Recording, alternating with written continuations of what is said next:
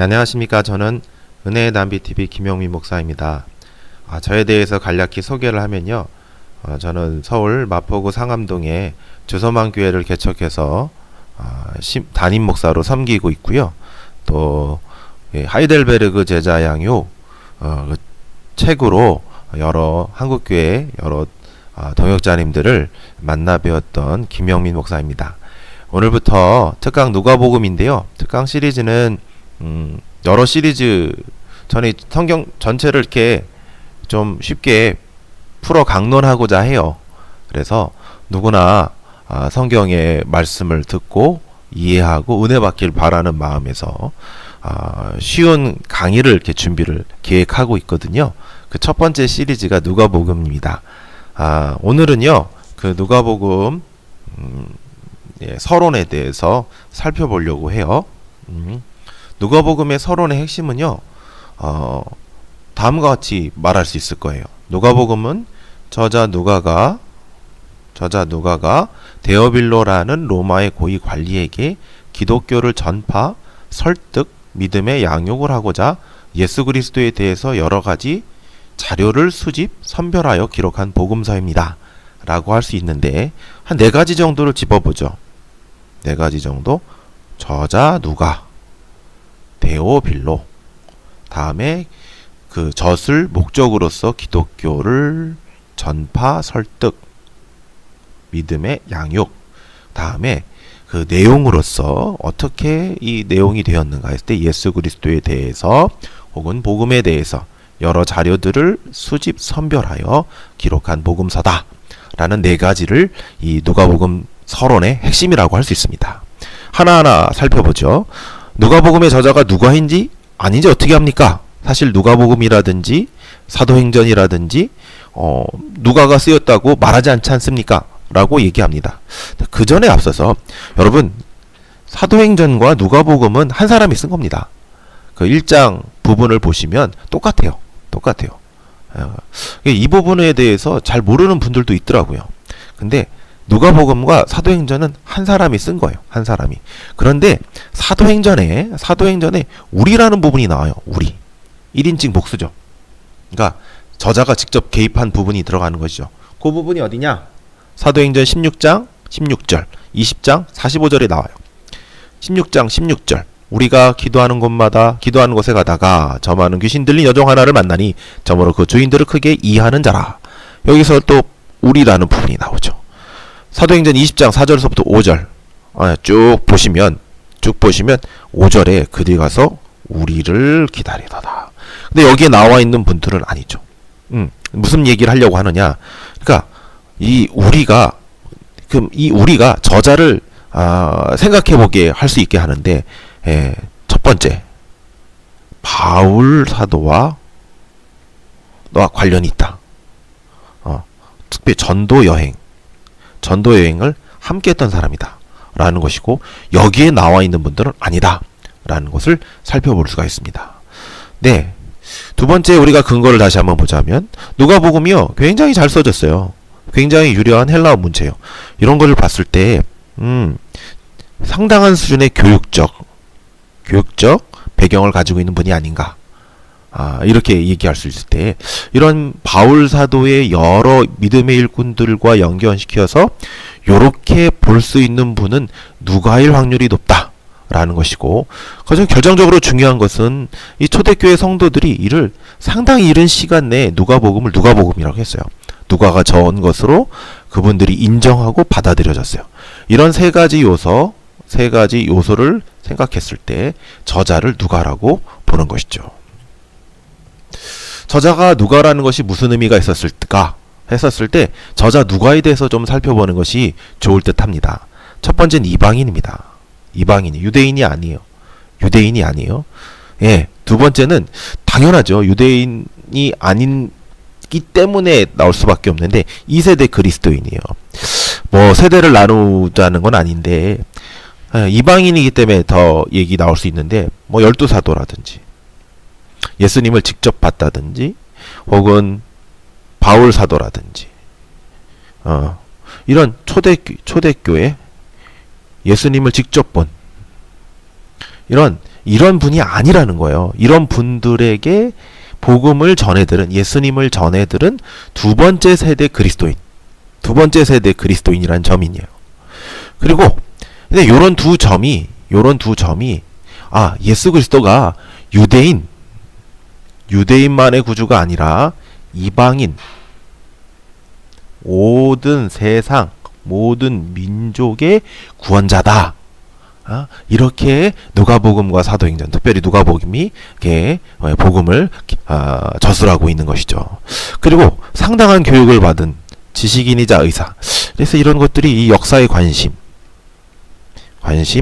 혹은 어떤 이렇게 참 문학적인 글을 누가복음에서 이런 영향을 드러내 보이는 것이 아닌가라는 점을 볼 수 있습니다. 저작 연도는요, 당연히 사도행전과 관련이 될 수밖에 없죠. 그리고 네로마크의 흔적이 없다라는 점이죠. 이런 부분들이 60년대 초로 보고 있는데, 누가복음에 보면은 예루살렘에 대해서 예수님이 예언하는 부분이 나와요. 이거를 이 네로마크와 연결을 시키려는 부분들도 있어요. 하지만 저는 이 부분들을, 그래서 이런 부분들은 70년대로 보고 있거든요. AD 70년대로 보고 있는데, 이런 부분들은 후대의 반영이 아니라 예수님의 예언이 아니겠는가. 단순히 이 부분을 가지고 보기는 어렵지 않는가 했었을 때, 두 가지 사도행전과의 관련, 이 네로마크의 흔적이 없다는 점들을 염두에 뒀을 때, 저는 AD 60년대 초로 저작 연대를 보고 있습니다. 저작 의도와 수신자는 어떤 분이냐? 사실 저작 의도는 수신자가 굉장히 관련이 깊어요. 수신자가 누구냐? 여기 나와 있는 거로 데오빌로 가카예요. 이 가카라는 자원, 그래서 로마의 고위 관료다. 로마의 고위 관리라는 것을 알 수가 있겠고요. 근데도 그렇죠. 어떤 거냐 하면, 단순히 이 한 사람만을 위해서 이 복음서를 썼겠는가 했었을 때, 많은 학자분들은 분명히 데오빌로도 이 복음서, 이 누가복음을 받고 있는 분이겠지만, 많은 사람들에게 이 글을 쓰고 있는 것이다라고 이야기하고 있습니다. 이분들에게 데오빌로를 포함하는 많은 분들에게, 이방인들을, 그리고 많은 분들에게 왜 이 글을 쓰느냐? 배운 바의 확실함. 배운 바가 복음이 확실하다. 복음이 맞다. 그래서 믿음을 굳건히 하고자 하는 의도로 쓰여졌다. 이게 바로 이 저작 의도라고 볼 수가 있는 것이죠. 누가복음의 주요한 내용들에 대해서 살펴보겠습니다. 누가복음은 저는 두 가지의 주요한 주제가 있다라고 생각합니다. 하나님의 구원의 역사입니다. 사실 두 가지가 굉장히 밀접하게 연관이 됐는데, 좀 구분을 살펴보고요. 누가복음의 서문을 봤을 때 많은 분들은 이게 그 당시의 역사적 서문을 고려했다라고 봅니다. 당시의 역사적. 그러니까 지금 누가가 기록하려고 하는 게 뭐냐 하면, 어떤 내러티브라든지 이야기가 분명하지만 역사에 대해서 살펴보려고 했다라는 것이죠. 조금 더 넘어가 보겠습니다. 역사에 대해서 살펴보려고 했어요. 역사에 대해서. 지금 얘기를 하는 거는 뭐냐? 역사예요. 어떤 역사냐? 하나님의 구원의 역사다. 하나님의 구원의 역사다라는 것이죠. 하나님의 구원의 역사가 뭐냐? 누가복음 16장 16절. 하나님의 나라의 복음이 전파되어 사람마다 그리로 침입하느니라. 하나님 나라가 이 땅에 오시고 임하셔서 구원을 이루어 가시려는 하나님의 구원의 역사에 대해서 지금 기록하고 있는 것입니다. 당시 생각해 보건대, 이건 좀 추측일 뿐이고 정황일 뿐이지만 좀 근거가 있다고 생각해요. 당시 로마라는 강력한 나라가 있었어요. 로마라는 강력한 나라에서 과연 십자가에 달려 죽으신 죽음의 그리스도가 어떻게 온 세상의 구주가 되겠는가? 이건 단지 어떤 사람의 좀 마음속에서만 일어나는 평안? 어떤 일부 사람들의 이런 좀 왜곡된 의식, 이런 것들이 아니겠는가 했었을 때 말입니다.